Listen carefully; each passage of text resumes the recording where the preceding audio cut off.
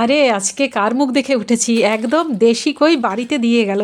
জানেন তো, এই যে নীলচে একটু হলুদ রঙের, এগুলো কিন্তু দেশি কই, সাইজ খুব একটা বড় নয়। তো এই কই মাছগুলো দিয়ে আজকে রান্না করব মৌরি কই, অসাধারণ খেতে। আজকের এই রেসিপিটা দেখে একবার শুধু ট্রাই করুন রান্না করা, আপনি বারবার খাবেন, এটা আমি প্রমিস করে বলছি। খাবেনই খাবেন, খেতেই হবে, দুর্ধর্ষ খেতে লাগে। 1 কেজির ওপরে মাছ কাটতে বেশ কষ্ট হয়েছে, তবে সবগুলো নিইনি, মাত্র কয়েকটা নিয়েছি। দিয়ে দিলাম হলুদ গুঁড়ো আর দিচ্ছি নুন আন্দাজ মতো। মাছগুলো কাটার পরেও একবার নুন মাখিয়ে বেশ ভালো করে উষ্ণ গরম জলে ধুয়ে নিয়েছি। এবার ফাইনালি নুন হলুদটা যে মাখালাম এটা আর ধোবো না। মাত্র গোটা 10 মাছ নিয়েছি, কিন্তু কড়াটা নিয়েছি বেশ বড়। কই মাছের এই রেসিপিটায় অনেকটা ওই তেল কইয়ের মতো তেলের পরিমাণটা দিতে হবে, নইলে কিন্তু স্বাদ হবে না। কই মাছগুলোকে প্রথমে একটু ভেজে নেব হালকা। কই মাছের ভাজার একটা টিপ আছে, মানে কই মাছ কখনো বেশি ভাজতে যেতে নেই, তাহলে কিন্তু ঝোলের স্বাদ অবশ্যই খারাপ হবে, খেতে একদম ভালো লাগবে না।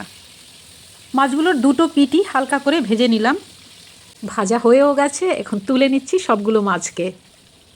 মাছ ভেজে টেজে যেই তেলটুকু রয়েছে তার মধ্যে আমি অ্যাড করছি আর একটু সর্ষের তেল।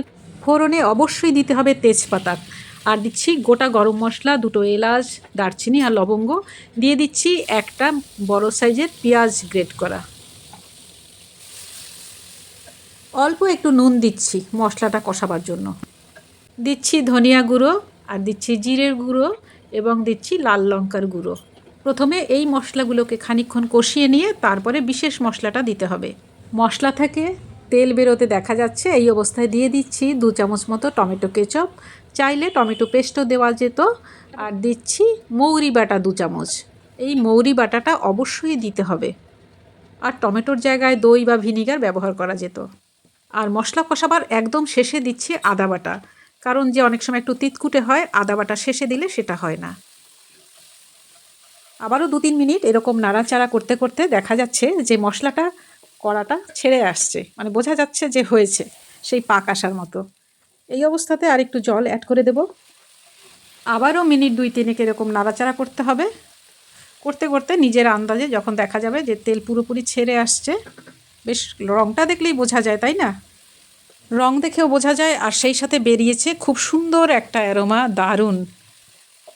এখন আস্তে আস্তে করে জলগুলো দিয়ে দিতে হবে, যেটা ঝোলের জল আর কি। এটাতে খুব বেশি জল দেওয়া যাবে না, একটু গা মাখা ঝোল হবে। আমি দেখে দেখে দিচ্ছি আন্দাজ করে। এখন একটু অপেক্ষা করতে হবে, আর এই দিকে রান্নাঘরটা বেশ পরিষ্কার করতে হবে।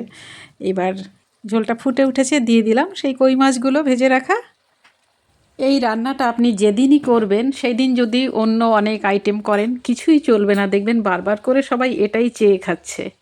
তবে আমাদের বাড়ির একজন আজকে রাগ করে খায়নি, কেননা গত সপ্তাহে সে কই মাছ নিয়ে এসেছিল কিনে, হাইব্রিড কই মাছ, এবং বাড়িতে এনে দামটা বাড়িয়ে বলেছে যাতে আমি হাইব্রিড না ভাবি, কিন্তু ধরা পড়ে গেছে। সেই জন্য আমি বলেছি, তাই তার রাগ হয়েছে। আসলে যে কোনো মাছই আমি নিজে কাটি, নিজে রান্না করি, নিজেই খাই। আমি তো জানি কোনটার কী স্বাদ, কোনটা হাইব্রিড, কোনটা দেশি। আমি কই মাছ খেতে ভালোবাসি, আমি আর মেয়ে। বাকিরা কই মাছের পাগল নয়, কিন্তু তাই বলে হাইব্রিড এনে আমাকে বুঝ দেবে সেটা তো হতে পারে না, তাই না?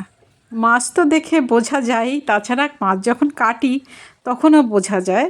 তাছাড়া হাইব্রিড মাছগুলো একটু নরম নরম থাকে বেশি, দেশি কই মাছ একটু শক্ত হয়।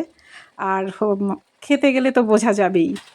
রান্নাটা প্রায় হয়ে এসেছে, এই সময়ে আর একটু গরম মশলা বাটা বা গুঁড়ো অ্যাড করা যেত, কিন্তু আজকে আমি আর দেবো না, কারণ মৌরিটা রয়েছে। আমার মনে হয় ভাত দিয়ে খেতে গেলে আর কিছু লাগে না। যদি আপনি ফ্রাইড রাইসের সাথে বা পোলাওয়ের সাথে খেতে চান, তাহলে একটু ঘি গরম মশলা দিয়ে নামিয়ে দেবেন, ব্যাস। দেখুন একবার, এই যে কি অসাধারণ দেখতে হয়েছে। দর্শক বন্ধু, ভিডিওটি যদি ভালো লাগে কমেন্ট করে জানাবেন। অনেক কথা শেয়ার করলাম, আজ এই পর্যন্তই। আবার দেখা হবে অন্য কোনো পর্বে।